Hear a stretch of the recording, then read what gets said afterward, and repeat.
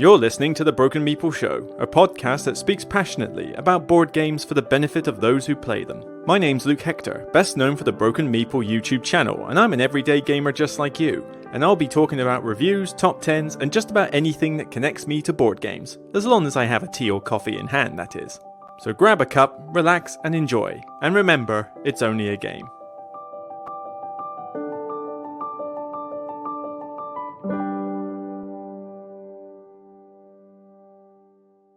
Hi everybody, welcome to a special Broken Meeple podcast episode. Yes, I am doing, finally, my Essen preview on this podcast. So for video viewers and for audio listeners, hopefully you'll get some benefit. Although I almost forgot I had to do this. I literally had a viewer say to me, it's like, when are you doing that Essen preview? I'm looking forward to it. And something went off in my brain, like, awooga. It's like, oh Christ, I forgot to do that. So I thought, well, how am I going to do a separate video? If I got to do a live stream, I don't know. And I was tempted to do a live stream, but then I realized, I've got to do this podcast as well, on top of all the other content I've got to do. So I essentially decided, you know what, let's combine the podcast into it. That's the easiest way to do it. So it's not live, but I think it should work fine as a podcast. So that's what this entire episode, after I've done with my musings and thoughts about how things are in general, will go straight to talking about Essen. So, yeah, I mean, generally, things aren't too bad at the moment. My acid reflux is started acting up a little bit lately, which is kind of weird because usually the acid reflux thing acts up more because of stress, and usually negative stress, like negative stress from the previous job I used to have. Current job's fine. I mean, I'm now there permanently. I've had my 6-month probation is done fine, and I'm all good. You know, I'm enjoying the job. But what's kind of weird is maybe it's just the stress of trying to get everything done before Essen blog-wise. And it's not burnout or anything like that, don't worry about that. It's enjoyable stress. You know, I've got lots of content coming. I mean, I've got all sorts. I've got the Tainted Grail prototype I'm going to play tomorrow. I'm going to and preview. I've been playing some board and dice games like Tabletop or Tabletop or whatever it's pronounced as, and Terracotta Army. I've got Wrath of the Lighthouse, the solo expansion for Empires of the North to do. I've just had Twilight Inscription in the post to review. I bought everything to do with Obsession because it literally appeared on Kiender for about 5 minutes. It's like, oh yeah, I better get it all now and try and give it the beans. And yes, as a present to the Patreons, I will do a full review of Obsession a bit later in the year. Not Patreon only. I'll do it for public viewing as well. But I figured I owe the Patreons like one that I know I've been asked about in the past, and it's like, all right, Obsession. I'll do that one. I've had Tindalia in the post from Kickstarter. Oh, I mean, there's more than that even. I mean, there's a lot of cool games I'm going to get to play in the next few weeks before Essen. Hopefully, well, maybe not Tindalia. We'll have to see. It depends on time. But with our bank holiday we've got tomorrow, I've got extra time. Oh yeah, Oathsworn, I forgot. I want to continue that game because I've only played the first couple of scenarios and I want to keep going and see more because I'm obviously doing a review of that one.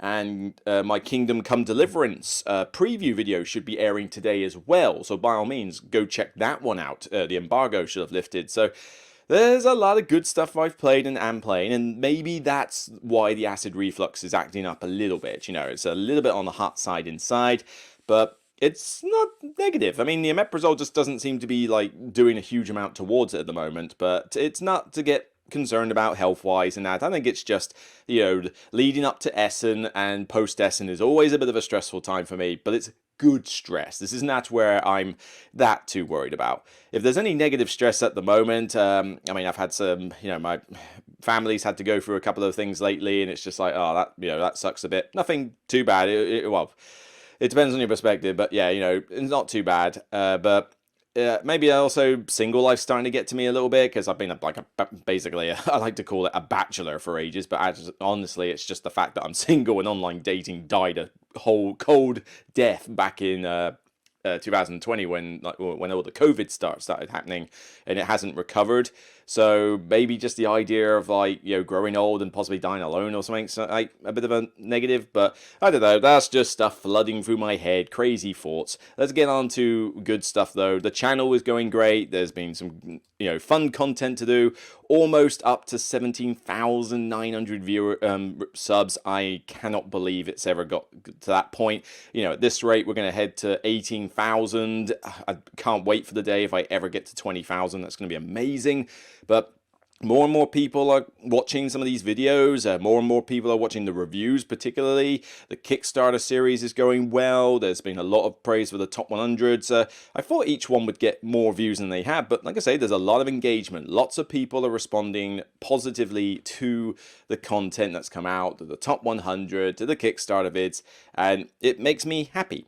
Makes me very, very, very happy to see all that. So that will continue. I haven't forgotten about the top 100. I'll get on with that. It's just, with all the other content, I've just got to try and do it in between it. But this tends to happen each time. I start it in August, tend to finish in October. That will not change this year. I'm pretty certain that will be the case. There's no way I'm going to get the whole top 100 done before October. That's just not going to happen. But, I'll get on with it, as I keep saying, and do all right.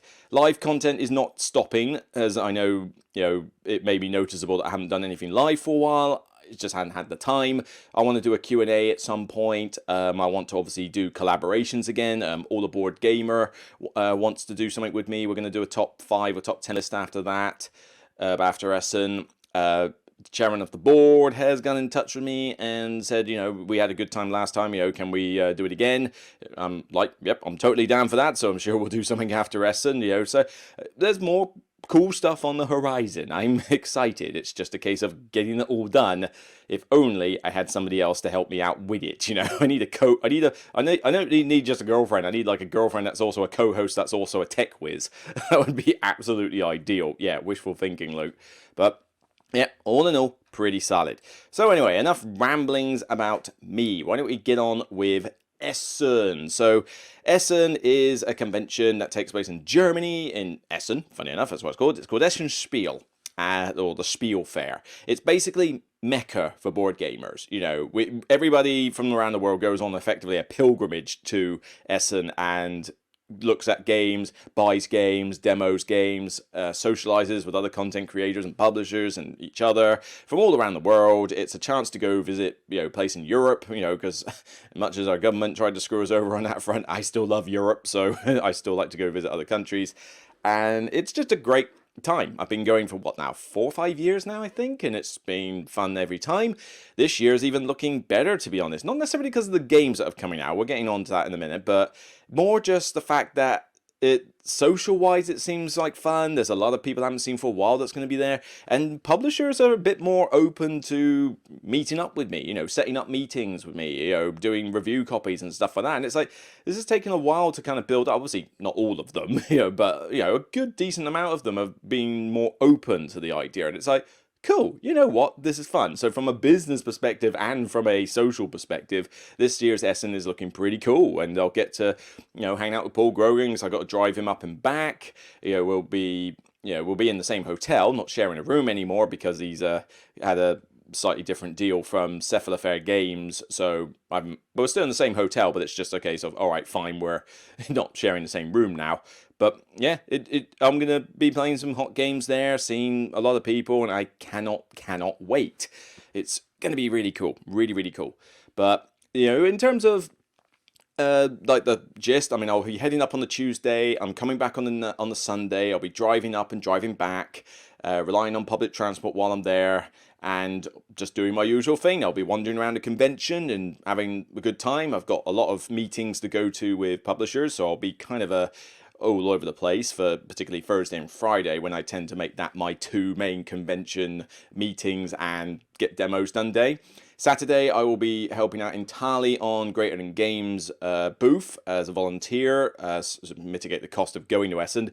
So I'll be teaching Sentinels and the Multiverse Definitive Edition the entire day. Can it get much better than that? And then on Sunday, I'll be doing a half shift for Spirit Island teaching. Not the Horizons of Spirit Island, but Spirit Island. So, but like I said, a day and a half of doing Greater Than Games stuff will be fun, because you may think, well, hang on, doesn't that just cut out the last half of the convention for you? But honestly, when you've got the press event on Wednesday, as well as the ability to go into the convention a little bit earlier than other people, I find that by the end of Friday, I've got most of what I need done. I've gone and bought all the essential stuff I need to buy.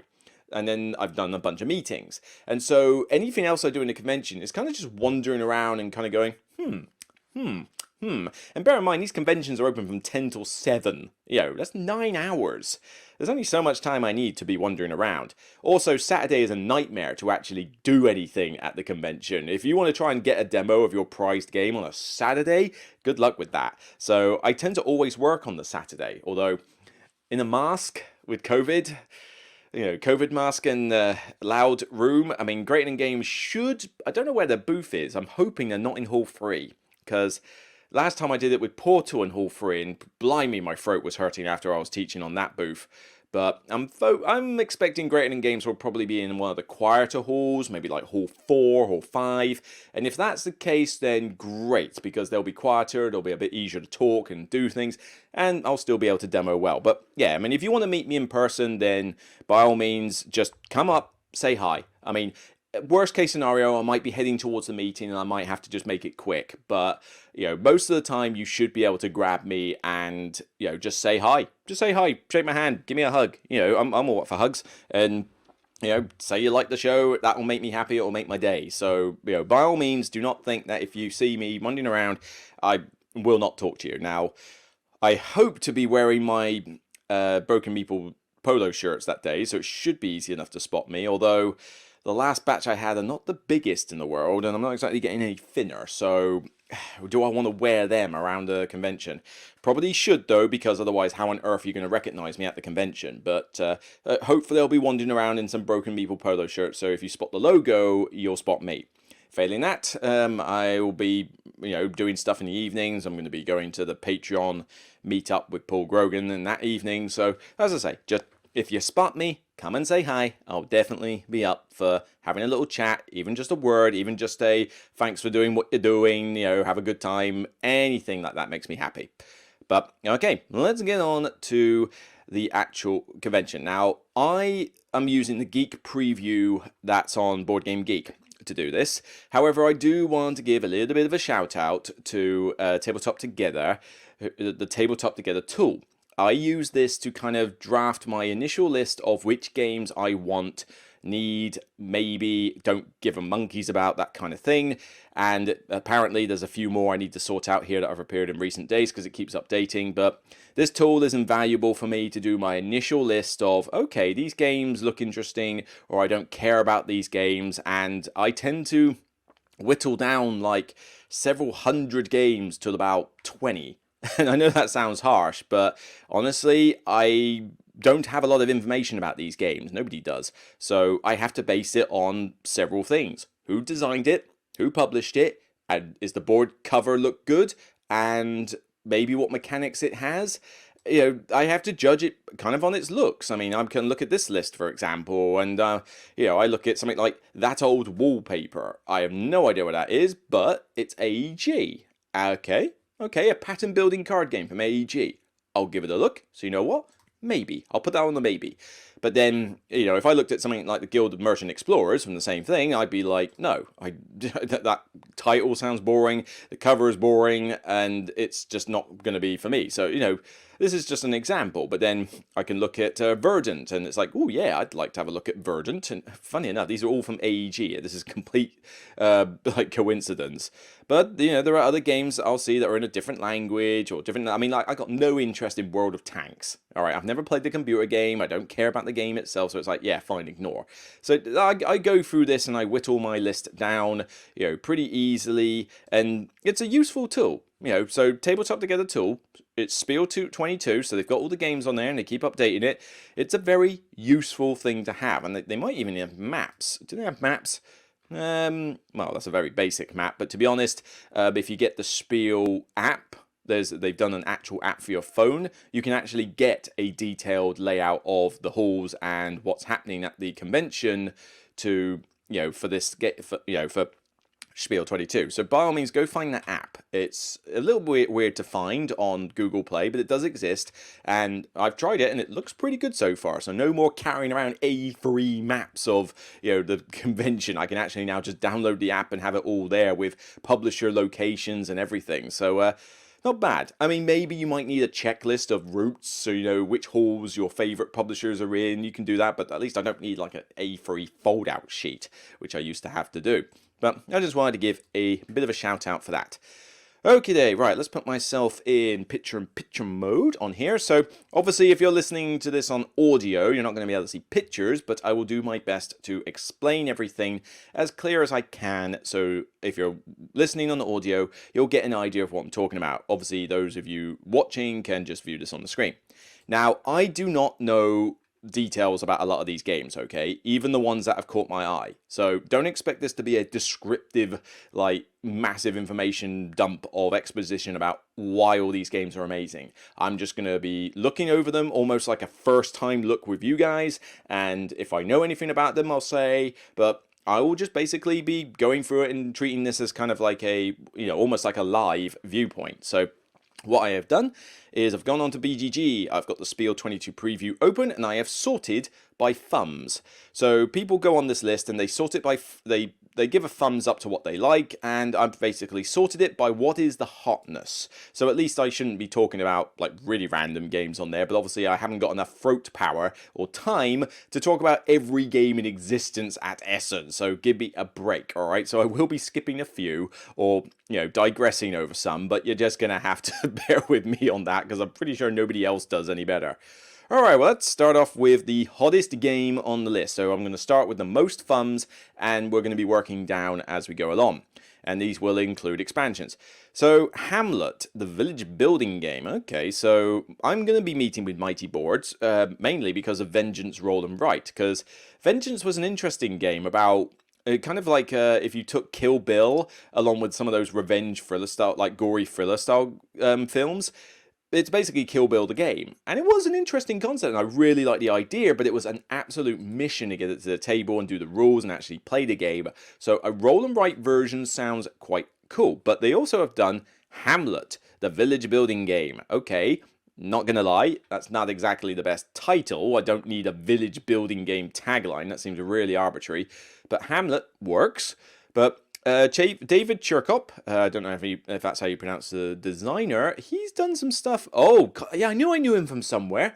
He did The Pursuit of Happiness. Now, I'm not a massive fan of Petrichor. Petrichor's okay, a bit too mean for me. And Then We Held Hands is a quirky little game, but his other top game is The Pursuit of Happiness. What else has he done? There's Petrichor, Pursuit of Happiness. Okay, so he hasn't done many games, but he has designed one of my favourite games of all time. So that already gives you a plus point in my books there, mate, Mr. David. And thank you for Pursuit of Happiness. So, yeah, Mighty Boards and David Chirkop. Wait 2.5, 1 to 4 players, up to 90 minutes. I'll be the judge of that, but again, that sounds so what exactly are you doing? I mean, lots of buildings with different shapes, all fitting together in interesting ways. One central hamlet the players contribute to, with its own self-forming demand and supply economy. Villagers walking through the hamlet delivering food to households and building resources, and then the church will be finally built and it will be a fledgling town who will be the biggest benefactor, and it has a solo mode by collaboration of Nick Shaw and David Turksey. So I'm expecting a rulebook of 10-15 pages to appear. So, Turksey never does anything simple when it comes to his solo modes, but, to be fair, does a good solo mode, so, gotta give the guy credit. But, okay, so, interesting. A regular shape, so it's a medium weight competitive village builder. Alright, so is it what, polyominoes? I don't entirely know, because we're like up to here with polyomino games. Ooh, screen printed meeples, that looks really nice. Half decent insert, bag. So what exactly, 3D church tower, is that in the game? Very nice looking cover. I mean, actually, yeah, that cover is beautiful. Oh, yeah. Nice sunny day, people doing their business in the village, nice little house, wheelbarrow hedges, and oh, yeah, that is beautiful. I want that on my wall. But I can't see many other images. Ah, here we go. Some images of the game. So there's a lot of meeples. This is probably prototypes, though. That's the thing. Yeah, so this isn't going to show me a lot about the game itself. It looks quite busy on some of these tiles, though, so I hope it's not too busy to understand what it is you're going on. But you essentially put these hex tiles on the board. So there's quarry and pond and church, and then it says points if connected by a bridge and other little markers on it. So it's not polyomino, which is good. I was afraid it was going to be a polyomino game. It's not. Although the shapes are interesting, weird, because some of them are hexagons, some of them are triangles. One of them is a multi-hex board, so it's not quite polyomino in a sense, but it's certainly got elements of that. Interesting. Although it was prototyped last year, so I guess it's finished now? I mean, yeah, October 21, these are prototypes, so I'm expecting that it's finished for Essen, but yeah, I'm interested. Hamlet, you have, in fact, let me load up the Tabletop Together tool on the side and see if I have got this on my list. So I should be able to search for Hamlet. Okay, let's have a look. Hamlet. Oh, I've only put it down as maybe and it's only a demo only. Oh, that's a shame. Well, okay. I'm going to upgrade that to want. I think that's a interesting looking game. So, I'm definitely intrigued to see more of Hamlet. Okay, right. The Red Cathedral Contractors. Not that interested. I've played Red Cathedral. It's a decent game, but there's too much AP in it. I mean, deciding what you're going to do with the cards and that. Hello, Ice Cream Man. Deciding what you're going to do with those dice is an AP nightmare for a game that's meant to take up to 90 minutes and can easily take longer with a 4-player count. So I got rid of my copy, but I still respect it as a decent game. But yeah, there's an expansion coming. If you like Red Cathedral, go grab it. Lacrimosa. I've never heard of this one. Participate in the completion of Wolfgang Amadeus Mozart's last piece, the Requiem. £70, €70, 1 to 4 players, 90 minutes. Okay, what's this one about then? I have not heard of this one. This is the first. From Devere Games. Okay, Devere Games. Same with Red Cathedral. They do good stuff. Oh, weight 3.5, nearly. Nearly 3.5. That's a heavy game. Is this going to be like, what was that other one? Batoku, which turned out to be a bit of a dud for me. Looks gorgeous, but oh my god, was that game long and fiddly. So, what do we got here? In Lacrimosa, players take the roles of patrons of the late musician, contributing with their fundings to the composer's works one last time. You play 2 different timelines, present and the past. In the present, you commission the missing parts of the Requiem from other composers in order to complete it. When developing past events, the game takes place in 5 epochs in which you contribute by buying new compositions from the composer to sell or exhibit. Okay. You play cards from a limited hand that will improve as the game progresses. They can be played as actions or resource generators, and you need to optimize yourself. Well, that sounds complicated as all get out, and not surprising with that. Sadly, the board looks... I mean, it looks like a pretty good production, but the board looks beige. I mean, this looks like every beige Euro you've ever seen. It's set in that time period, so yes, I can tell that my friends are absolutely going to love this game because it looks beige. But it does look pretty involved. I like the theme. I mean, the theme dealing with Mozart and that is different from every other thing that's done in this time period. But other than that, I don't really know anything else about it. I wouldn't have looked at it from the cover because I wouldn't have even recognized that as Mozart really, because my knowledge of this area is somewhat limited. But interesting. I mean, I'd probably put that one as... what'd you go? Yeah, probably put it as ignore at first. Alright, I'm going to put it as maybe. Let's upgrade it to maybe. I'll give it a try, but I'm not going to put too much steam behind it. Woodcraft. This one I should be getting a review copy for, although, albeit at cost still, but still, it's whatever. I'll take it. But it's 60 to 120 minutes. Woodcraft from Delicious Games from Vladimir Suhi. Somebody had to correct me on the pronunciation. They said that the phonetic pronunciation was Suhi, like SUE-he. So Vladimir Suhi, Vladimir Suchi, Vladimir Suhi. Oh, I know. I butcher these things. But weight 3.75. That is obscene. Please tell me that's not exactly its rating. That sounds insanely heavy, but... 1 to 4 players, up to 2 hours, so probably 2.5 hours, because you always got to add on 30 minutes with these things, because they always lie. You play as forest people, running competing workshops in the woods, with you gathering wood and crafting goods for your customers. Sounds like Santa's workshop. Oh, please tell me I can ham it up and treat it as Santa's workshop, because that'd be hilarious. On the way, you hire helpers, improve your workshop, and buy different types of wood. This is going to run into so many different jokes about wood, it's unbelievable. And other tools to create the best workshop you can. Complete your projects with wood dice that can be cut down to size, glued back together, and adjusted using dice manipulation to be as efficient as possible. Sounds pretty cool. Slicker Drips has done a solo playthrough. Oh, will you go away, Ice Cream Man? Paul Grogan has even done a playthrough a couple of days ago of it. So, yeah, both of them are getting involved in this. But nobody else I kind of trust to go behind it. So yeah, this sounds cool. I've yet to watch the playthrough of Paul Groganson. I just haven't had time, but it's on my watch list because I'm intrigued by it. I think the theme sounds pretty cool. It's a bit different. Delicious Games have done, they've done some pretty good stuff. They've done Underwater Cities, and even, what was it called? Praga Kaput Redney was pretty good. Not amazing, but pretty good. Underwater Cities I really like. Pulsar 2849 was Czech Game Editions, but it was Vladimir Such. So designer or publisher-wise, probably more for the designer, because I think Vladimir's recent designs have impressed me more than his earlier ones. There's also Ross Arnold as a designer, so it's co-designed anyway. Delicious Games up and down. I mean, I really like, Praga Kaput Redney was pretty good, despite its basic, boring theme. The Underwater Cities is still one of my top 100 games. I've recently talked about it on my last top 100 segment, and I reckon this looks pretty good as well. So I'll have to give Paul Grogan's video a watch, and as well as Tom Heath's one, to see what it's like.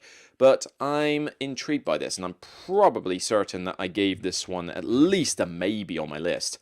Oh, I even made it a like. Yeah, so I'm definitely going to look into Woodcraft. Great Western Trail Argentina. I don't give a flying cow about this one. You know my thoughts about Great Western Trail. You know I hate the game. And I'm worried about... I'm going to call it now. Great Western Trail Argentina is going to get tons of love from everybody who likes Great Western Trail, because why would you hate one and not the other? It's going to get its own listing on Board Game Geek, because it pretty much already has. Even though it says re-implements Great Western Trail 2nd edition, this feels like it's going to get its own listing.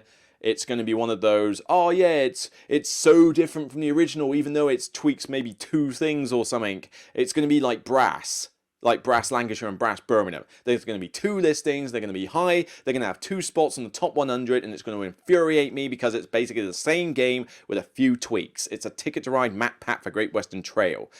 Will it have anything different? Well, let's have a look. I mean, okay, so... You own a vast ranch in Argentina. You need to travel the plains of Pampas with your cattle to deliver them to the main train station in Buenos Aires. Okay, identical to the previous one. Gameplay elements similar, such as deck management, the pointless deck building system, the rondelle, the ability to upgrade your player board. Okay. So what's new then? What exactly is new? A new type of worker, farmers, and different paths. Well, just because you change the layout of the map doesn't make any difference, but farmers, okay, a new worker. Will you take the road with buildings or path past farmers? Maybe you'll have the chance to use your cows, as well as the strength on your cow cars to help farmers get them on your side and add grain, a new type of resource to your income. Okay, alright, I mean, that sounds alright. You can unlock shortcuts, the timing of reaching the central station to deliver your herd has never been so crucial. Well, it's the same with the festivals, what difference does it make? Money is easier to get in Argentina, but you'll have more to manage in terms of action options, shortcuts, and cards, including the new exhaustion cards, and introduces a solitaire challenge. And the only videos I can see is the usual hype. So, I mean, if you're a Great Western Trail fan, you're probably salivating at the mouth to get this. But there's not really many pictures of, well, okay, there's no pictures of this I can really reliably use apart from the back of the box. But, I mean, that looks identical to the other board, except for the fact that it's a bit more green in the other board. But that's kind of it. A different solo mode, fine. Exhaustion's obviously a new thing. It's a standalone game, so a trilogy. I mean, this is literally going to be like Brass, isn't it? I know it. It's going to get that sort of treatment. But whatever. I was never a fan of Great Western Trail. Maybe this one is better. I don't know. Maybe delivering it to a train rather than those festivals. Because I never got the idea that you were encouraged to go to a festival for negative points to do well in the late game. That's just counterintuitive and doesn't make any sense. But then, obviously, the ninja cow thing of why your cows mysteriously disappear when you get to a festival. And it's like, right, I have my prize cows to sell. Where are they? Well, they've all turned into ninjas and hopping in trees somewhere. It's like, seriously, why can't I sell my best cows at the festival when I get there? Stupid shoehorn deck building mechanic. I hate this game. But, I'd say, I digress. This is not a review copy I'll be picking up, for sure.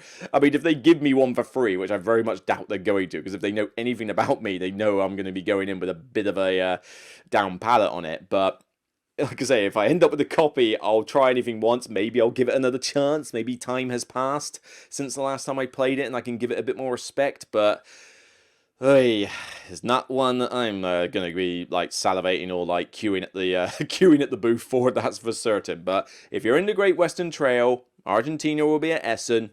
By all means, give it a look if you're into it. It's just not for me.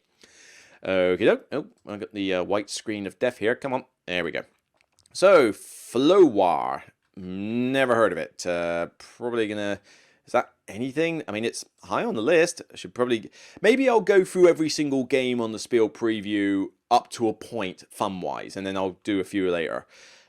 Primigenio Publisher. Designer Isra and Shai. I've never heard of this game. What's this? In Flowar, you should decide where and at which moment to use your workers to get better contracts, flowers, and money so you stand out from the competition. It's an annual festival that commemorates the anniversary of the end of the 200 Years' War. Graceful Rain, it's called, attracts thousands of workers willing to collect and transport the most beautiful flowers. Okay, I mean, is this a thing in real life? Maybe. I mean, I don't know how many of these 100 years, 200 years, and many wars there were, but I mean, if this is the thing in reality, fine.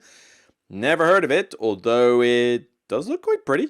I mean, that is a pretty looking board. It almost looks a bit like a flower with the bit that's open out. Oh, good, yeah, that is pretty pretty, actually. I mean, okay. Never heard of it before. I wouldn't have even considered it based on that. Let's have a look. Flowar. What did I probably put it as ignore because I never heard of it. And it's an economic game, which is not necessarily something I'm desperate for, but I'll put it to maybe. Alright, I'll give this one a look. Aesthetically, it's very pleasing. So maybe that's all I need in order to like really, really get into this one. Alright, September. That won't be there, will it? That September's only got to be there as a demo. There's no way. I mean, that's only recently just finished on Kickstarter. Oh yeah, as a demo, and I have put it as want. Yeah, true. I've already backed this on Kickstarter, so, you know, for better or worse. But it sounds pretty cool. If I get a chance to demo it, I will. Not much else I can really say. I mean, it's essentially you're building a witch coven, which is definitely a unique theme in itself. Enthrall the townsfolk and rise to power as the new Septima. Simultaneous action selection with positive player interaction. Secret selection of 1 of 9 action cards. I always like that mechanic in a lot of games. Competitive strategy game of witchcraft. As the leader of your coven, you must prove your worth in the town of Noctemberg to become the successor of Septima, the High Witch. Practice your craft and gain wisdom by collecting herbs, brewing potions, healing the townsfolk, mastering charms, and rescuing your fellow brothers and sisters from the trials. But beware, magic, even if for good, invokes suspicion in the townsfolk. That description of the theme already made this like an auto back for me on Kickstarter. That sounds amazing as a concept. So I definitely backed it. I don't know anything else really about the rules, but honestly, are there any images of the board? I mean, yeah, it does look pretty. You know, lots of... If you're a fan of purple, you're going to love this game because it certainly does like its purple. It's Mind Clash. I mean, other than Perseverance, which was a bit of a dud, you know, they've generally always made games that I either love or at least like. Yeah, I'm definitely interested to see what this is like. And I want to really give this a review because I'm very interested to see what this claim of it being like 50 to 100 minutes, because this is meant to be an easier title in the Mind Clash line, but easy for Mind Clash is it's kind of a high bar in terms of the weight of most of their games. So saying one of their games is easy is not exactly like a big shock horror.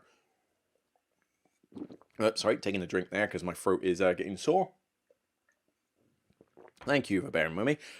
But yeah, I mean, no, I'm excited for September. If they've got a demo there, I will definitely be trying to get into a demo. But problem is, with all these meetings and then a day and a half of that, I can't guarantee I'm going to be getting into a lot of demos. But we'll just have to wait and see. You know, hopefully, I just need demos. That's the thing. I don't.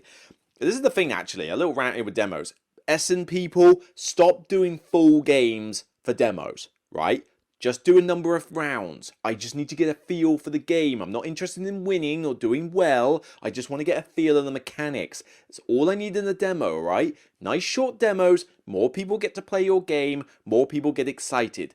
do that. I'm certainly hoping that with the Greater Than Games booth, they've got that in hand, you know, a shorthand version of playing Sentinels and Spirit Island, because there is no way you're going to be playing full games of that at a convention. Not going to happen. Certainly, if I'm demoing it, I'm not going to be doing you full games. You are going to be learning several rounds. In fact, Sentinels in the Multiverse has a starter game you can play with Baron Blade. I should probably research that ahead of time and make certain I use that to demo the game. But certainly with Spirit Island, yeah, you're going to play a few rounds and then be done. I ain't putting you through the full game, mate. Especially not if there's 4 of you. Anyway, I digress. Right. Terracotta Army. Now, I have thoughts on this, but I'm not going to say any more on this preview. It's a board and dice game. It's about building the statues in the terracotta army. The terracotta army thing over in China. You have an action wheel which allows you to select which actions you want in a turn. You can get special abilities, and you're building these statues on this part of the grid board. I can't really say much more about it though, because I'm doing a review video of this. I've already recorded it. I have my thoughts, both good and bad, and I will be releasing that video at some point over the next couple of weeks. So I'm just saying that you have to wait and see for that review to get my full thoughts on it. But obviously I don't need to look for this at Essen, but just to let you know that if you're into board and dice, Terracotta Army will be at Essen. Among cultists, never heard of this one. Cultists try to awake Yogg Sothoth, be prepared. Never heard of this. 4 to 8 players. That's weird. Godot Games, again, not heard of this one. Oh, very little information here. Okay. Become a member of M, a secret society. 4 to 8 investigators try to prevent the arrival of a Great Old One in the university, but watch out, evil cultists are already... it's a social deduction experience.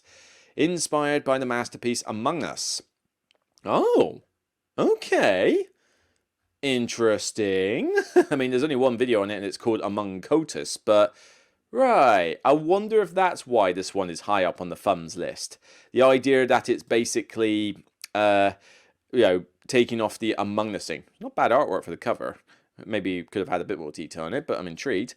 But, alright, I'm intrigued. Alright, Among Cultists. I'm gonna just, obviously, I bet you anything I put this as ignore. Because I probably just looked at that title and just thought, okay, really? But, yeah, I definitely did. Alright, well, let's put this as a maybe. Alright, a traitor game, social deduction. We've seen a lot of those before, and I don't play them as often as I used to, but I still enjoy them.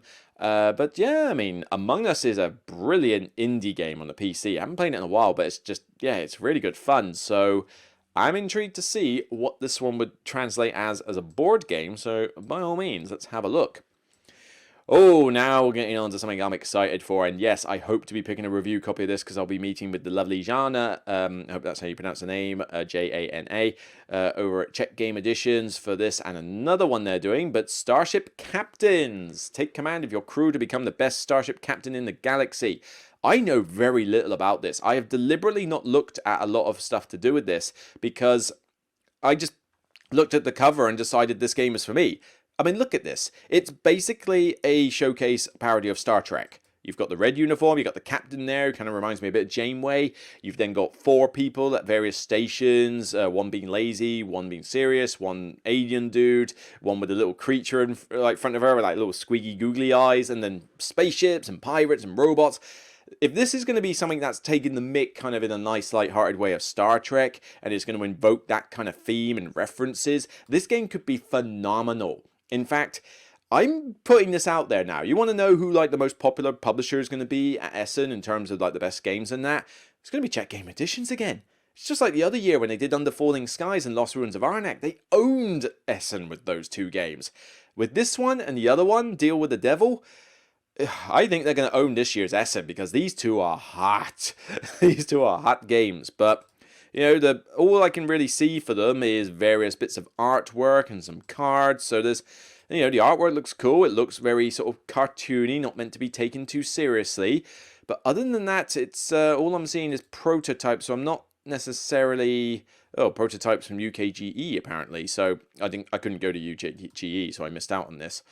But yeah, this is a need. I mean, what did they say? So, you are in command of your first starship and hungry to prove yourselves in a galaxy full of space pirates. In the 2 to 4 to player Euro-style game, which mixes action selection and engine building, you manage a diverse crew of cadets, ensigns, androids, and officers, each with special roles and capabilities. By earning medals, you can promote and train your crew for even greater effectiveness. Similarly, you can upgrade your ship with powerful engine building technology. What will you do with this enhanced crew and ship? Explore an ever-shifting galaxy full of dangerous pirates and interplanetary missions to boost your reputation with 3 distinct galactic factions. Nothing about that was bad. Everything about that, even the fact that it's 2 to 4 players, doesn't mention a solo mode, so that's a minor inconvenience, but honestly, not every game needs to have a solo mode. Peter B. Hofgaard, who has... What else he designed? Is that it? Oh. First... is it first design? Yeah. Oh, first design. Okay, well, good luck to you, mate. At least it is per Board Game Geek. But yeah, I mean, this looks fun. 40 to 100 minutes, so not that long. I mean, let's add a bit to there. So we're saying 2 hours max. Weight 2.4, so this could be a mid-weight game with this Star Trek theme. Honestly, this is really high. You know, this and Deal with the Devil, I think, are the 2 games I'm most looking forward to at Essen. I will be frothing at the mouth to get a demo of this done, but I'm hoping to get review copies of this as well. This is definitely one as a Star Trek semi-fan, because I do love Next Generation, I do love Voyager, and I really love Strange New Worlds, and I quite like Discovery as well. I'm not a massive original theories buff. I didn't particularly like Deep Space Nine. I know that some people will hate me for that. Didn't like Enterprise, and Picard can die a slow, painful death. Not the captain, the series. The series Picard is god-awful. Some of the worst writing and agenda building I've ever seen. It is god-awful horrible. And, you know, Screen Van's back. But, yeah, so is that coming because I dissed Picard series?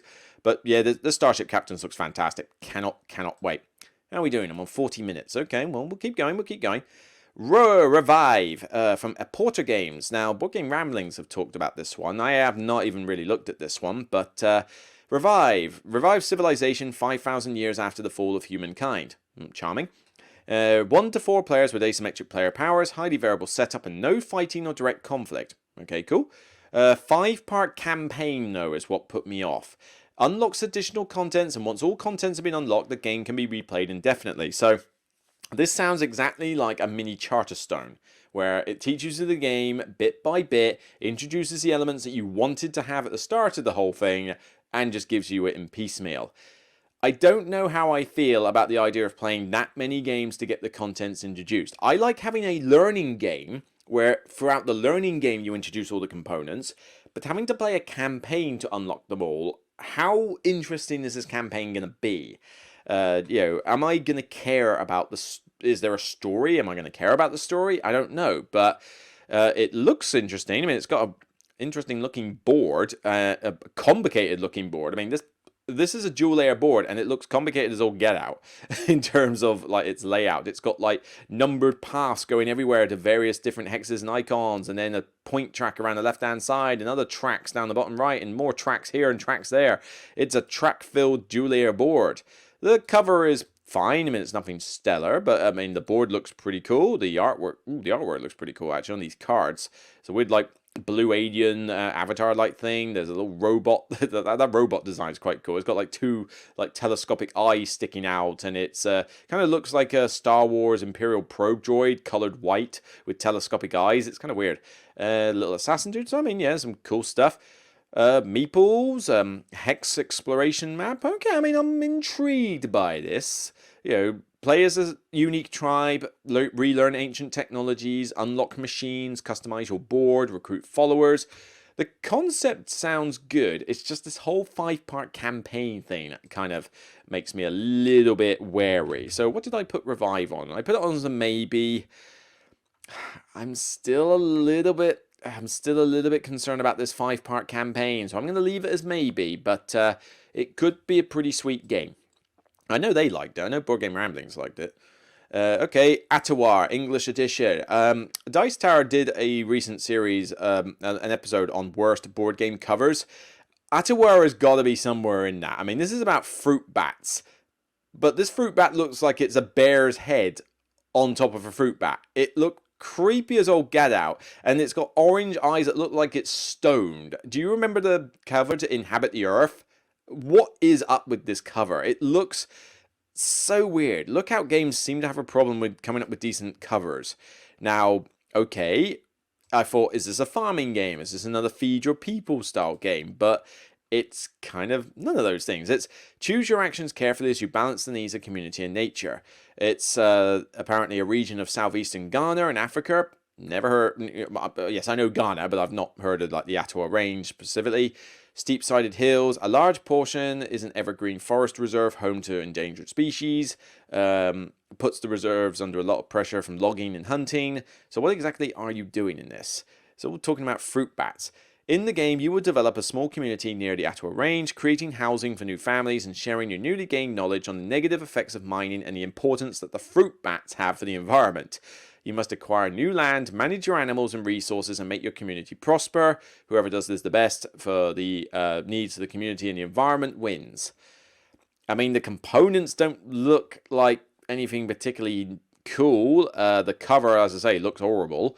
But, I mean, it's... yeah, there's a whole thread here. There's a 7-page thread on Board Game Geek for let's talk about that cover art. Yeah, the cover art, I think, is horrible. I think that is a horrible cover. But what did I put this as, Atawa? Because it's Uwe Rosenberg. I put it as like. And to be fair, a lot of that is because there's an element of farming, an element of territorial building, and it's animals. I like anything themed around animals. It's a theme I just go for. And it's Uwe Rosenberg, 1 to 4 minutes, 30 to 120 minutes. That sounds like it's too big a range, so I'm expecting this to probably be a 90-minute, 2-hour game, no matter who I'm playing this with. But, I mean, I want to trick out the game. You know, it sounds like an interesting mechanical game. The theme... odd. I mean, it's a very interesting region that he's picked, and fruit bats being a thing is certainly going to be the butt of jokes, but I'm intrigued. All right. Tile term, which I think is actually pronounced Teletum or something like that. I think somebody was telling me about that, but I can't really say too much about this. It's another board and dice game. I have a review copy and I've played it solo multiplayer. I just haven't recorded the video. So I will be doing a proper review of this and going into the solo mode.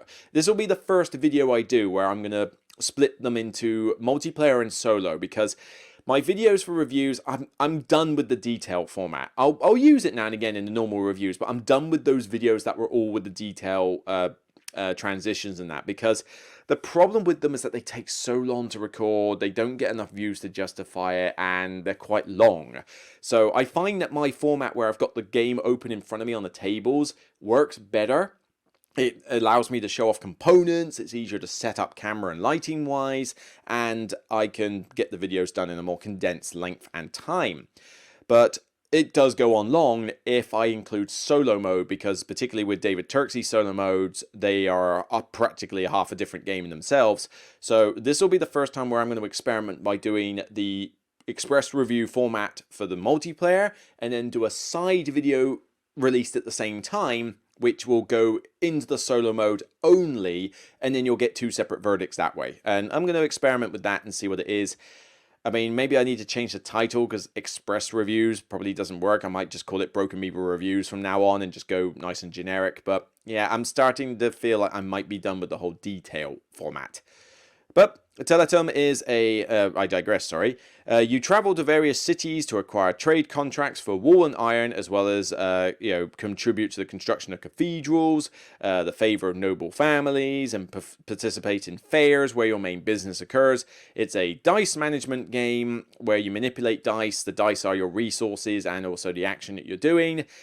It's beige. It is the most beigest theme Euro ever. Like, nothing in this game is remotely like immersive or even feeling thematic, frankly. You know, this is a beige Euro through and through. Now, it sounds like I'm negative on the game. I have more positive than negatives for this game. However, the negatives for this game are relatively big negatives. So it's a bit of a balancing act with this one. Slight spoiler alert, I prefer it to Terracotta Army, but as I say, the game is fun for the most part, and the solo mode's pretty good as well, but there are some issues with how it plays, particularly at high player counts, and certain elements of the game, and how you kind of need to do everything to succeed, but one is more important than the rest. There's some little issues like that pop up, but it's you know, it's one that if you like making turns full of janky combos, then you'll certainly love this game. If you're a fan of dice manipulation and beige euros, you'll like it as well. It's, you know, like I say, it is a beige euro at the end of the day. It's nothing particularly new. It's just another beige euro. That rating there of 7 may or may not change. That's kind of my initial thoughts after playing the solo mode, but will that drop to a 6 or increase to an 8 with the review? We shall see. But yeah, I've yet to record the video, but we will be doing that at some point. So I'm not going to say too much more on this one. Okay. Let's see. Heat. Pedal to the metal. Oh, yeah, I'm interested in this one. This is a Days of Wonder. So this is a racing game. I always like a good racing game. It's Formula 1, which is boring. Not a massive fan of that, but you know, it's basically simple and intuitive hand management. Puts players in the driver's seat of intense car races, manage your car's speed if you don't want to overheat, keep your engine cool, compete in a single race or championship, blah, blah, blah. It's a racing game, whatever. But weather, road conditions, and events will change every race to spice up the championship. It's like, okay, and there's a solo mode. So, I mean, this is meant to be a 30 to 60 minute game, relatively low weight, 1 to 6 players, and Vincent Dutrait artwork. And also designer Asker Harding Grenurd. I totally butchered that name, I'm sorry. But, you know, this guy has done, I think this guy has done quite a few other games. Yeah, Flamme Rouge. I really like Flamme Rouge. Deep Blue was a bit of a dud. 13 Days was okay. Not played Iron Curtain. Not played Tale of Pirates. Copenhagen Roll and Write is a decent enough game, but I don't desperately need to play the big version. Mainly, I would give this guy credit for Helsinki as one is. I don't recognize some of these other ones, but he did Flamme Rouge. Flamme Rouge is a solid racing game, so as much as I may not necessarily be a massive fan of the other games he's done, my favorite from him is a racing game. So if he's doing another racing game, clearly this is a genre that he knows how to do well. It's Vincent Dutrait artwork, which means it's going to be gorgeous. I mean, that does look like pretty impressive production quality. It's definitely got a hand management system that looks a bit like Flamme Rouge there. I mean, your player boards look pretty similar, but oh god, yeah, that cover does look pretty nice. Well, maybe not the prototypes. Can we find something that isn't prototypey, please? I know that this game has more stuff that isn't prototypey. Okay, that's a bit better. So yeah, I mean, Vincent Dutrait's going to leave his mark on here. I'm down for another simple racing game because I enjoy Downforce. I love a Long Shot the Dice game. Racing games are fun. I enjoy a good, simple racing game that keeps it tense and keeps it fun. Didn't like Rallyman, though. Rallyman GT I thought was a bit weird and a little bit fiddly with the dice and stuff like that. That wasn't sort of why I bounced off, but Days of Wonder, you're due for another cool game that isn't just Ticket to Ride. So by all means, Heat, pedal to the metal. I am down for this. Sabika. I think Paul Grogan has been doing stuff on this recently. What we got? 52 minutes. Blimey. Okay, well, we'll talk for another 10 minutes on some hotness stuff. I might just have to go a bit quicker over some of these. But as I say, I can't talk about too many games on this Essen preview, but I'm going over what is considered the hotness. So that should be enough. Okay, what do we got? Maybe I'll go on a bit longer than 10 minutes. So, players one of the nobles who contributed to the construction of the Alhambra. On the hill of Al-Zabika in Granada, the Nasrid dynasty, I don't even know what half this stuff is, created one of the most impressive constructions in history, the Alhambra. Yeah, I know what the Alhambra is. I like the board game based on it as well. You play the role of one of the Nasrid nobles who contributed to the construction of the towers and the palaces of this monument. In addition to this task, you have to establish trade routes through Europe and the Maghreb. Okay, I'm not exactly down for this yet. These routes will provide you with sufficient income to be able to take on the demanding tribute that is commanded by the Catholic monarchs. In exchange for your work, you will receive military protection against the various conflicts of the Taifas kingdom. I have no idea about Middle Eastern history. I don't know what the hell this is talking about. So I am totally confused as I'll get out as to what this is talking about. And I'll bet you this is an abstracted game. So what have we got here? 3 interrelated rondels. Oh god, it's Shipyard all over again. Each rondel focuses on a different scenario: the construction, the carving of poems, and the export of goods. 5 rounds. Get the most prestige points wins. Okay, so pretty much like most Euros. I'm pretty sure, yes, Paul Grogan 4 days ago did a solo playthrough of this. Can't say the board looks particularly interesting. In fact, this board looks pretty bland. I don't know, some of the elements not too bad, but there's a lot of brown. I hope you like brown. Brownie and yellowy brownies. But 3 interrelated rondels. Is this gonna be fun? I don't know. I haven't seen the video on it because the thing is, the theme doesn't interest me. And I don't understand one liggity split about what I was reading in that description. But I guess I'll check out Paul Grogan's video and find. I mean, Ludenover, publisher, they're hit and miss with me. 60 to 120 minutes, 1 to 4 players. Could be interesting, but I'm not going to desperately seek this one out, though. I think I might just pass this one and let it fall on my lap at a later time, or maybe Paul will show me it and I'll like give it a try then. But yeah, I'm not exactly desperate for another Shipyard game because I didn't massively like Shipyard. All right, take a drink. Let's move on. All right. With Flamecraft, I have no idea. Lucky Duck Games. I haven't even looked into this one really. I heard this was like a 60 minutes, a magical realm where dragons make coffee and cakes. I mean, this sounded like a kid's game, so I think I sort of went past. You take on the role of a flame keeper, gathering items, placing dragons, and casting enchantments to enhance the shops of the town. Dragons are specialized. If you're fortunate enough to attack fancy dragons, you will have opportunities to secure even more reputation. I mean, it's Lucky Duck Games, so I expect it to look good on the table. I expect it to be pretty simple in terms of its rules, and it does look pretty cool. It's definitely cartoony, although I got to admit, this picture here of a blacksmith where he's got a little pet dragon that looks happy, and he's like heating up his coal with fire while carrying a pot. And then there's a dragon in the bakery. Actually, saying that, this cartoony artwork is making me want to play the game more because it does look very cool and, in a sense, funny and charming. Oh, yeah. I mean, these are very charming pictures.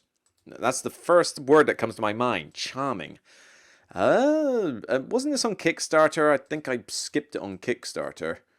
But interesting. I mean, is this for kids? Is this for adults? It does look very kiddie. But I don't know. I'd give this a try.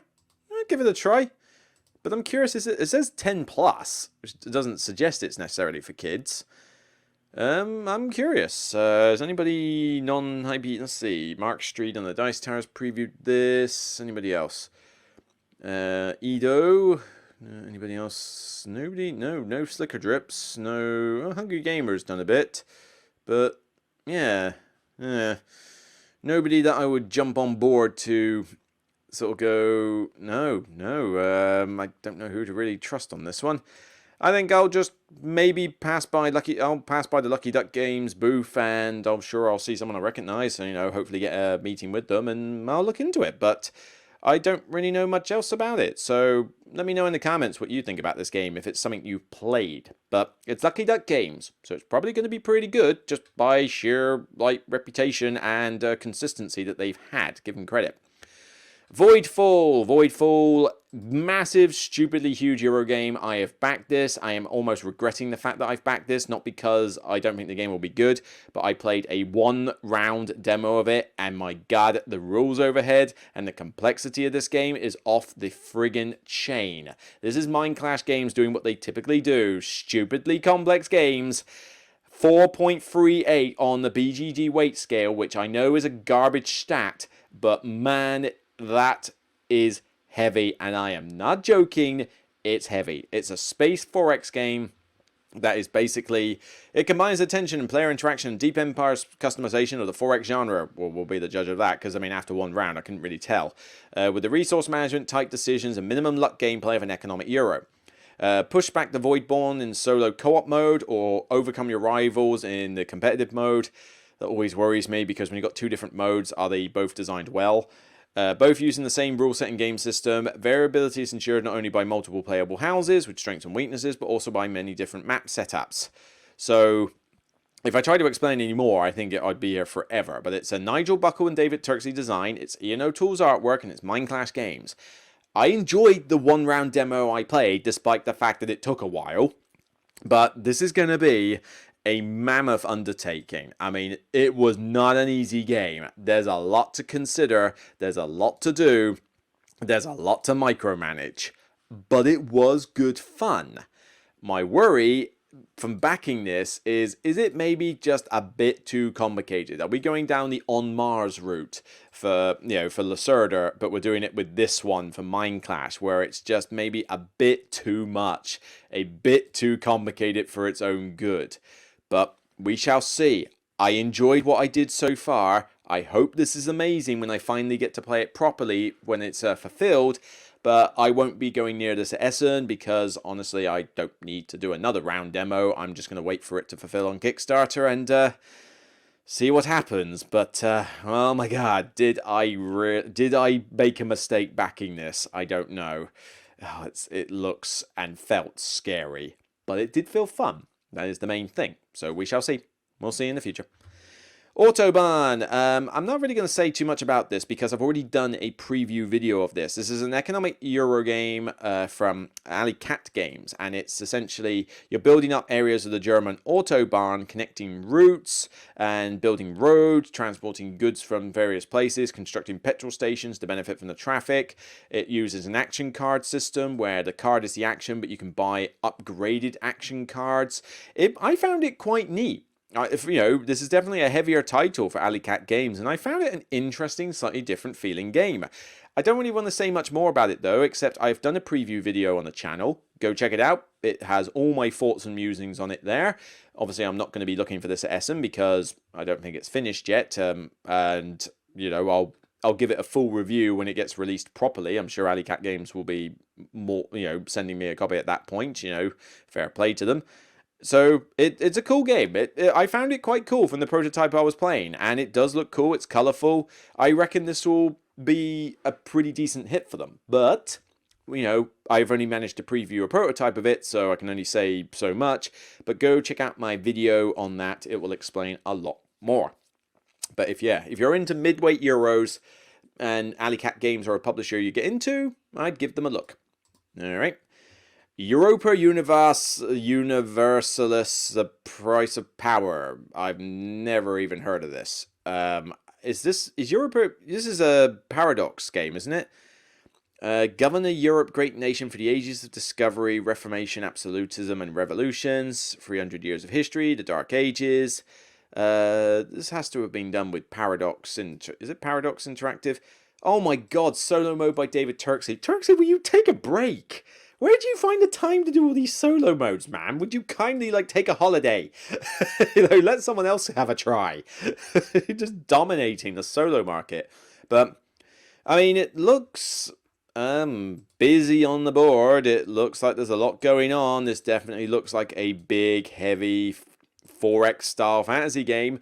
I'm pretty positive this is either a Paradox strategy game, much like Stellaris, or it's just a strategy game in its own right. I'm pretty positive this is a PC game somewhere. Oh, here we go. Yeah, the board game is based on the famous strategy game series by Paradox Interactive. Right. So yes, this is going to be a heavy game. 1 to 4 players, up to 6 with the expansion. 4X game, historical setting. You can develop the internal machinery of state on your player board, build diplomatic relations, explore faraway parts of the world, recruit advisors. Hopefully you can get technologies and stuff. The concept is fun. It certainly sounds fun, but it sounds like a massive, complicated game. This is Paradox Games after all, and I did back Stellaris, the other game, but I've never played this. It's a historical setting that I don't particularly care about, but could it be good? Weight 4.29. This is Voidfall levels of weight. Will it be any good? I don't know, but sorry, need a drink. But who knows? The covers. Okay, I like the artwork and the background there. It's Paradox. I don't know about Jaeger Games, though. AEGIR. What else have they done? Let's have a look. Jaeger Games. Company developing historical board games. They've done something called Kampen om Norge, and that's it. I can't see anything else. Oh, and something called Crazy Neighbors, which looks far from anything like that. Rank 10,000 and rank unranked. I don't know what Crazy Neighbors is, but yeah, this is a little concerning. This is a pretty brand new publisher, nothing really to their name, and now they're doing something as grandiose as this. I'm gonna say skip unless I hear good reviews. Yeah, personally. Tribes of the Wind. Ooh, okay. La Boîte de Jeu. Now, this is again Vincent Dutrait, so this does look pretty sweet from the cover perspective. I don't know much about the designer, Joachim Fawn, I think it was pronounced. But it looks very pretty. That is a beautiful looking board. It doesn't look particularly complicated. Yeah, I don't need to see all your cards in the artwork. Show me more of the game state. Yeah, it looks pretty straightforward. Alright, what is this game about, though? Because I know very little about it. Post-apocalyptic world, the tribes of the wind are going to rebuild the world on the polluted ruins from the past. It sounds like Nausicaa and the Valley of the Wind, you know, the that really cool Studio Ghibli movie. Players will have to plant forests, build new villages and temples, and decontaminate surrounding areas. They will be able to play cards in their hand, but be careful, the effect or even the possibility of playing a card may vary depending on the back of the surrounding opponent's cards. Players may also send their Wind Riders to explore the area, plant forests, blah blah blah.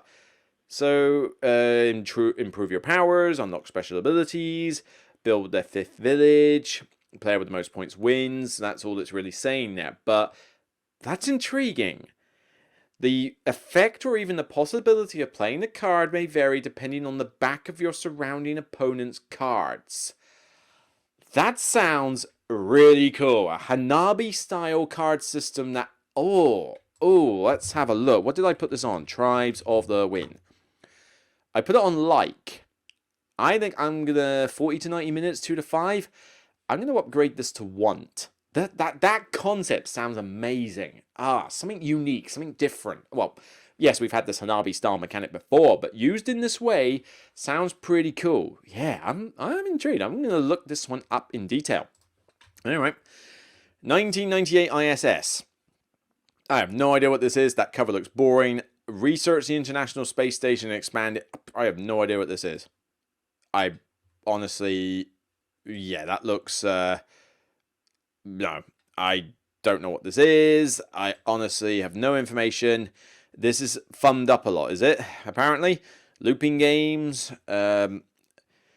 Played in rounds, astronaut training, materials loading, modules preparation. It doesn't sound like anything different. So you just basically build the International Space Station. I would like it more if that cover didn't look so boring. That looks dull as all get out. I mean, I would have mistaken this for like an 18xx game if you hadn't told me it was in space. Yeah, I don't know. I'm not that fussed about this one. I'm going to move on. Alright, where are we at? We're at an hour and 6 minutes. Well, you know what? This is a preview special. Why don't we just keep going for a bit? Because there's some I want to talk about that I haven't yet. Alright, Endless Winter, Paleo Americans. Right, I have backed this on Kickstarter for all in. I have played the game multiple times. I could almost do a review at this point. I've played it enough times because I played it 3 times even at Manicon, to help Paul out with his videos. So Paul Grogan has done a ton of content for Endless Winter. So by all means, look at this. How to play base game, official solo tutorial and playthrough. What else? So, see all. He's done...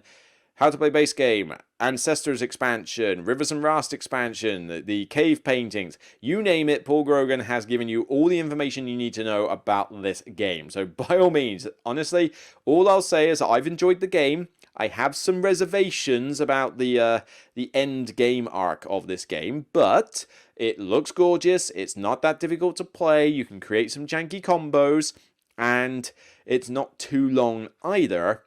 It's not the shortest game ever. I mean, 60 to 120 minutes, but it doesn't tend to go on past the two and a bit hour mark tops. It was good fun, but I will give this a review once I get the full game and have a chance to play some of the expansions and stuff and maybe just double check my findings. But yeah, I mean, so far my first impressions are an 8 out of 10. So it's positive, but I need to give it more plays and, solidify my thoughts a little bit because we were playing it sort of brand new at Manicon. But yeah, by all means, you want to know more about Endless Winter, Paul Grogan has got you well and truly covered. Alright, Unconscious Mind. Right, I am meeting with Fantasia Games, actually, so we'll talk about Endless Winter, but it'll be a good chance, because I don't think I've met anyone from Fantasia Games yet, so it'll be good to introduce myself.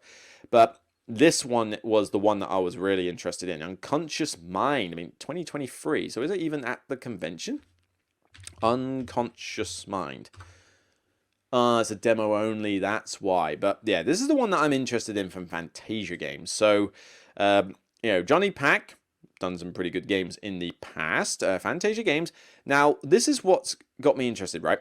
So, theme-wise, Vienna in the early 1900s, the neurologist Sigmund Freud established a revolutionary set of theories and techniques called psychoanalysis, related to the study of the unconscious mind.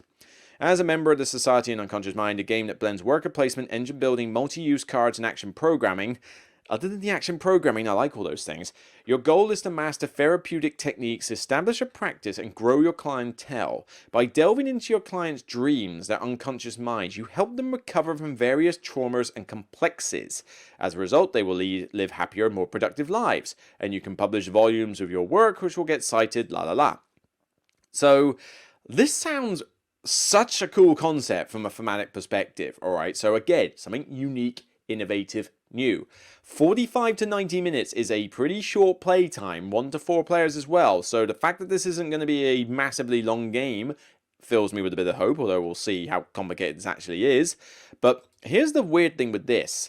It's 2 separate artists, Andrew Bosley and Vincent Dutrait. The idea being that the dream world is Vincent, I think the real world is Vincent Dutrait, and the unconscious world is Andrew Bosley. It's one way or the other.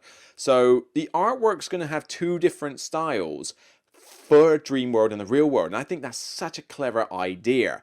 Not to mention the unconscious mind stuff is going to have weird effects. I mean, these 2 look normal. A bird on a cage and a tree with a waterfall on it. Okay, fine.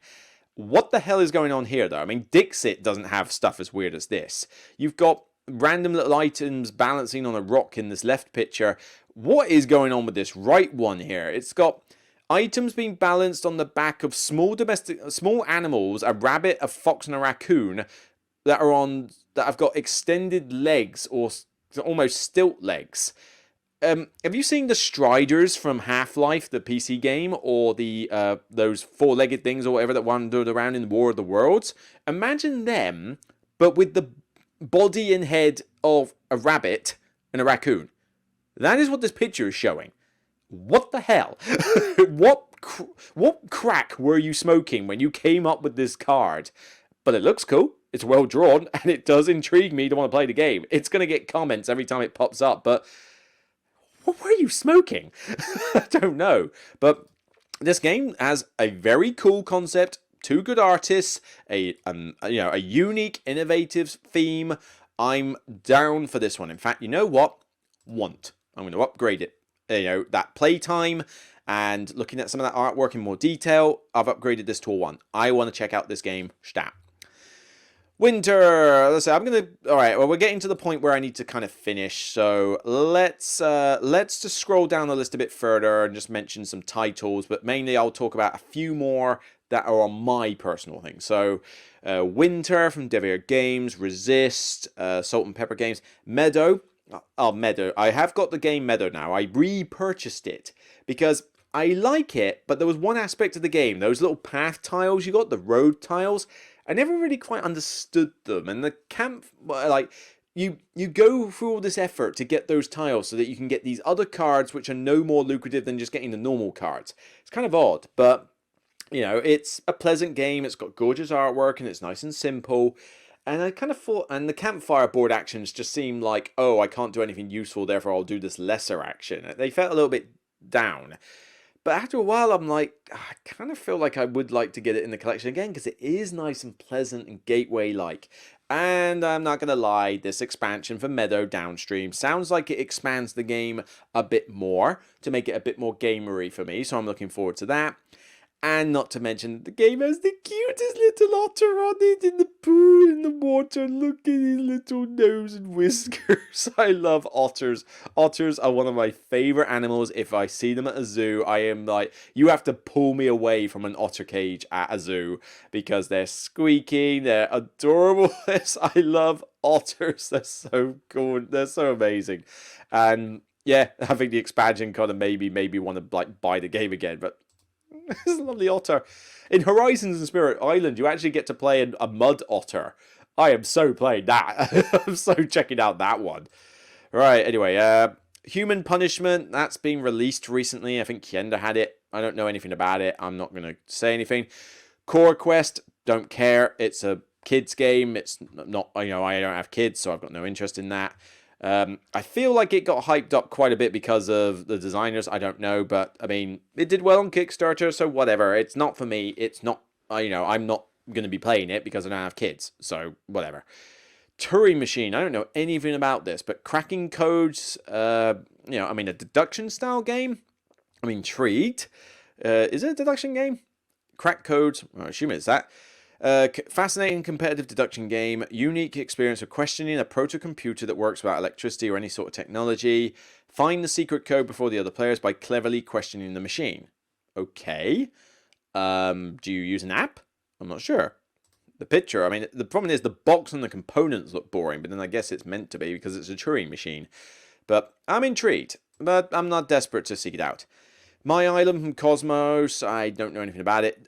Deal with the Devil. How is this not higher up in the thumbs? I'm sorry, you're telling me that 1998 ISS about building the rotten space station got more thumbs than Deal with the Devil?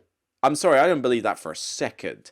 This game I am definitely gunning for at Czech Game Editions. 4 players, 3 hidden roles, 2 opposing paths, 1 mighty ruler. Okay?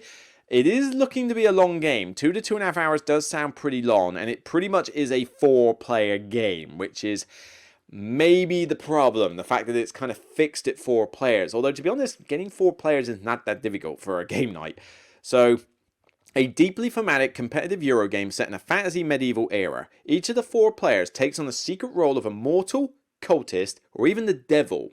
Due to the asymmetrical roles, you experience the same game but with different goals. So what you're doing is not necessarily the most entertaining thing. I mean, you're blind trading, you can offer your resources in exchange for money from another player.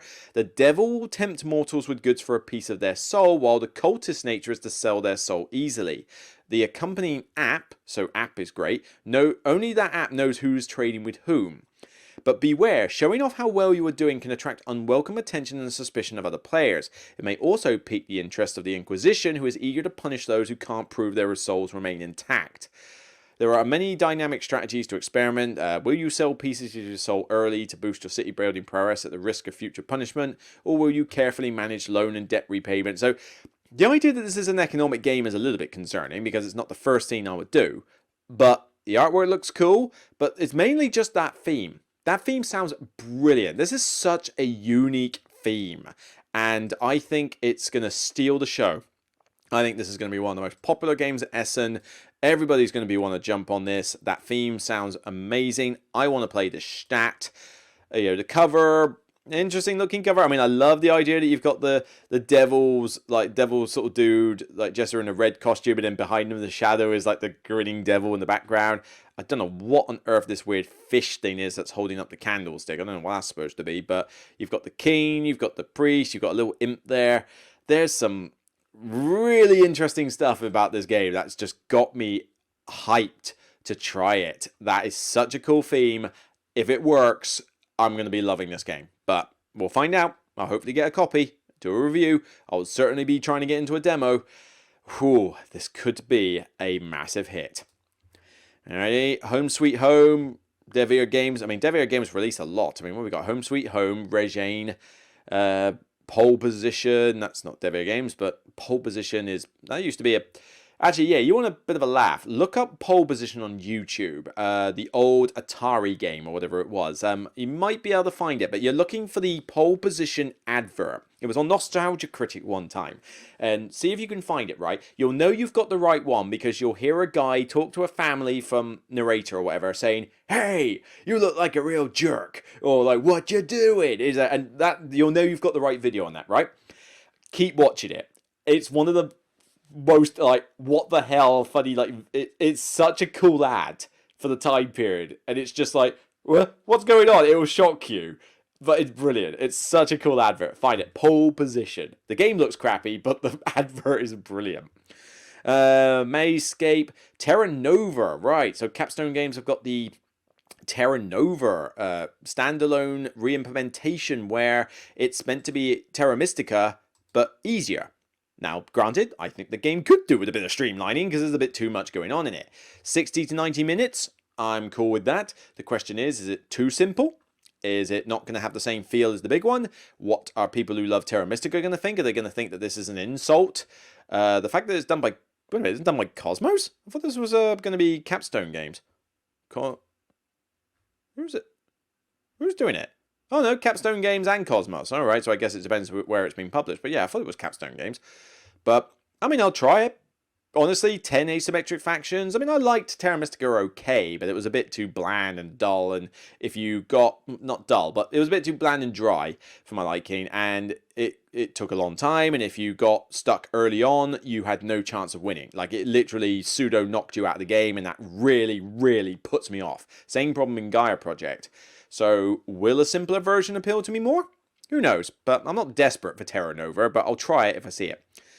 Tindaya, I'm not really going to say much about this. It sounds like a really cool game about trying to appease the gods and get your tribes to survive in that, but I've just had it delivered and I've unboxed it earlier at home, so I will do a review on this at some point in the future, but not until after Essen. I doubt I'll get time before Essen to play it, although you never know, maybe I'll get lucky, but I was intrigued enough to back it on Kickstarter because it wasn't too bad a cost for what you got. I'm interested to see whether this whole thing of competitive or cooperative mode and civilization, environmental and stuff, whether it's any good. I've heard good things, but that's all I can really say about Tindaya.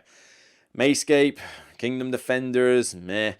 Oranienburger Canal or whatever it is. Uwe Rosenberg 1 to 2 player game, building industries and infrastructure does not sound like something I'm going to go for.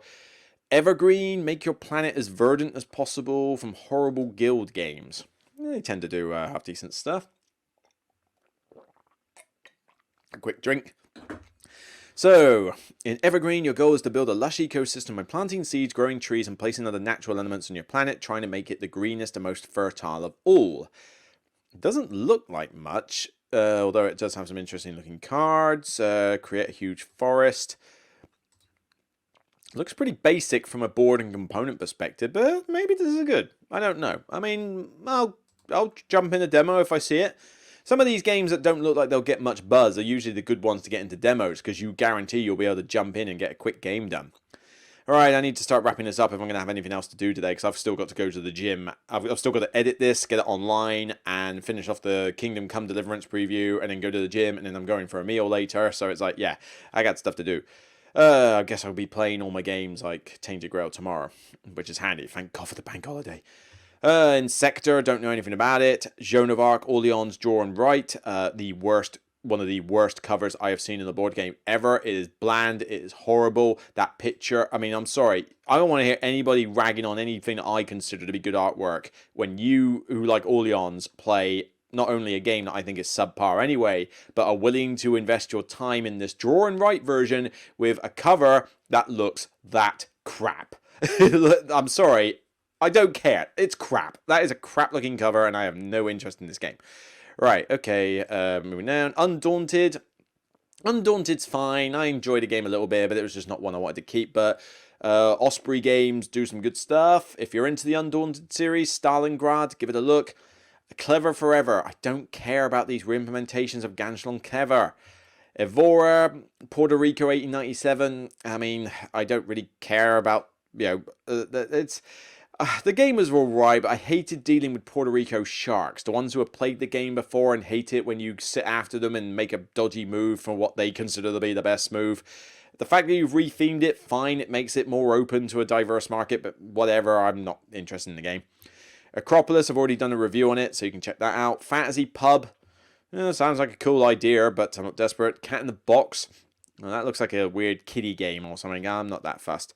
Oak from Game Brewer, again, I'm not that desperate. I mean, the cover looks nice, but Game Brewer have been a bit hit and miss with me in terms of their games.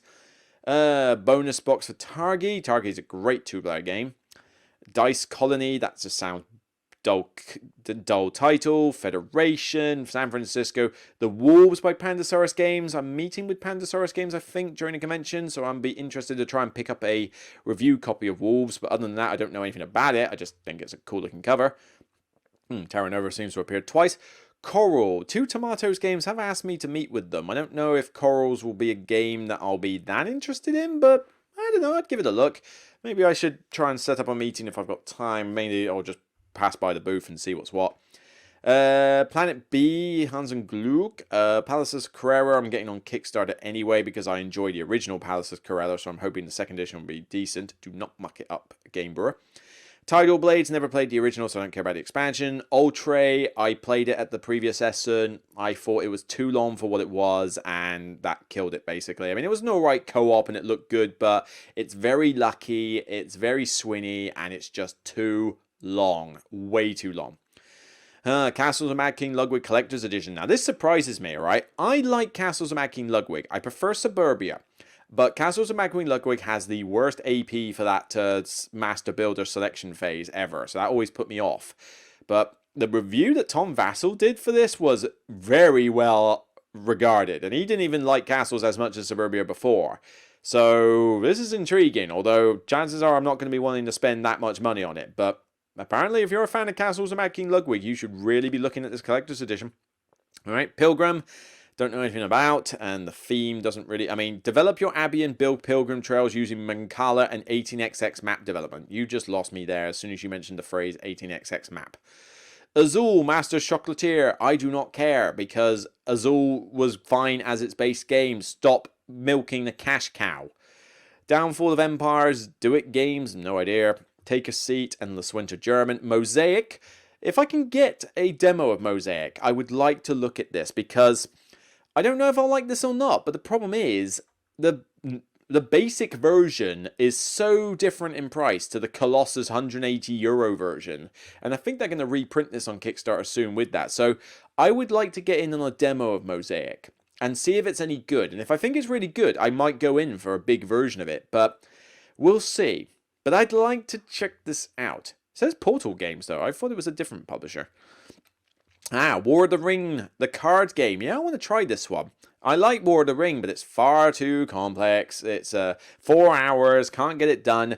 I'm definitely down for a simpler card game version where up to 4 players can compete in 2 teams and give me that Lord of the Rings feel. You know, so I'm definitely down for a simplified version of War of the Ring. We'll soon see. Will it kill the original game? We'll wait and see. Come Together. Now, this is a weird one because Chillfox Games have got in touch with me and asked if I'm interested in this one. I think did I set up a meeting? Did I respond to the email? I hope I did. But Come Together, developing a 1960s music festival. Okay, I mean, it looks like very busy boards, and I don't know if the mechanics look... I mean, it almost looks kid-like from the trackboard. It almost looks like something that's a roller move, but maybe that's just the aesthetic. But... I don't know, the artwork is definitely 1960s vibe. I just don't have a massive connection to that era. But I'd give it a try. Findori, not interested. Pessoa 11, the football game. I looked at the prototype and I was intrigued, but I hope they've refined a few elements of it. I'm hoping... No, actually, I am getting a review copy of this. It's arriving later. I got Wrath of the Lighthouse and Basilica to review.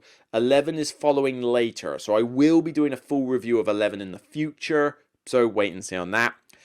Oh, Finassery. Oh my god, this game actually appeared in the worst board game covers video that they did. Look at that! Oh, it's funnier up close. I'm sorry, audio listeners. Go look it up. It's called, it's not Finassery. It's called Fancy Feathers, all right? So that's the English title. Freedom and Freeze, Rio Grande Games. Look at the cover and burst out loud. Such an awful, out-of-focus picture of some kind of bird. I'm not entirely certain what. It's a pheasant, I think. I think it's supposed to be a pheasant, but I know nothing about the game. And actually, the weird thing is, the artwork on the cards looks amazing. These cards look fantastic. That is brilliant bird artwork. But what the hell is up with the cover? Oh my god. Oh, I gotta stop laughing. Come on. But yeah, it's a horrible cover. But that cards look good. How did you get such a distinction? Seriously, how did that work? And Merchants of the Dark Road I've already played. Right, okay, I need to start wrapping this up. So we're almost up to an hour and a half. So there you go. There's my thoughts on the most thumbed up rated games on Board Game Geek Essen Spiel preview. I hope this has given you some insight into what I'm looking forward to. Maybe it's highlighted a few games that you're interested in. Do you agree with the rankings? Like, you know, do you think some of these are being overhyped? Do you think that some of them aren't hyped enough? And you've heard my comments about some of the games, both positive and negative. Anything that you want to add to that? So, yeah.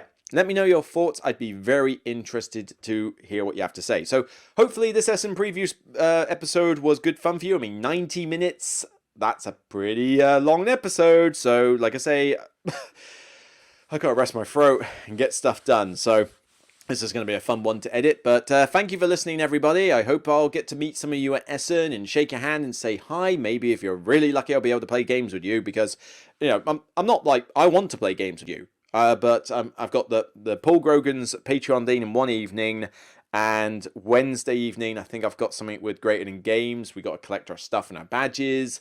But the other evenings, Saturday and Thursday, I think are going to be relatively free. So maybe if, I think I'm staying at is it the Premier Inn or the Holiday Inn? I'm not sure. It's the one right next to the train station in the centre of Essen. I forget I forget if it's Premier Inn or Holiday Inn or whatever, but it's one of those mainstream brands. But yeah, so I'm pretty central. It'd be cool to meet up with some of you. If I can play games with you, even better. But obviously, there's only so much time. We'll just have to see. But hopefully, it'll be cool to see you and say hi. If you're not at Essen, then keep in touch. I hope to do some vlogs if I can. No guarantee. It depends on stuff I take with me. It depends on internet connection, whether I've got to play games, how busy I am. But it would be cool if I could do some mini vlogs, maybe 30 minutes a day, just to do a live stream of how it's going, what I've played, and do initial thoughts. If I can, I will. I just don't want to guarantee it in case things go like, tits up. So I'll probably put like a, like a warning, like a set up a live stream preview, like time, like at this time on what day. I don't want to do that though, because I don't know what time I'll be able to do it. I think I'm just going to have to play it by ear. You'll have to just keep in touch with your YouTube notifications and my social media where I'll say, I'm about to do a live vlog. Watch it, whatever. Or you can just get it at a later time. Anyway, that's it for me on this episode of The Broken Meeple. Remember, you can thumb up the video, you can subscribe to the podcast, you can subscribe to the channel, you can subscribe to my Patreon, but most of all, get those comments in the YouTube comments down below, because I want to hear your thoughts on a bunch of these games, both positive and negative. Do you dispute some of my claims, or do you agree? Let me know. Get me hyped, get other people hyped, okay? So, until next time, you can check out more content on the channel, including the top 100, as I mentioned. The 50 to 41 has been done, but of course, check out the Kingdom Come Deliverance preview video that I've also got coming up later on this day. You probably won't be able to watch it until later this evening on Sunday, because there is a slight embargo, but by all means check it out. But of course, there's other videos on the channel to watch as well. So take care, and remember, as always, but before that, don't forget, Paul Grogan, Tom Heath, the videos that they've done on those games like Woodcraft and that, check them out. They deserve more attention than they get. So take care, and remember, as always, regardless if you're at Essen or not, it's still only a game. Bye for now, and I hope to see you soon. Love you all.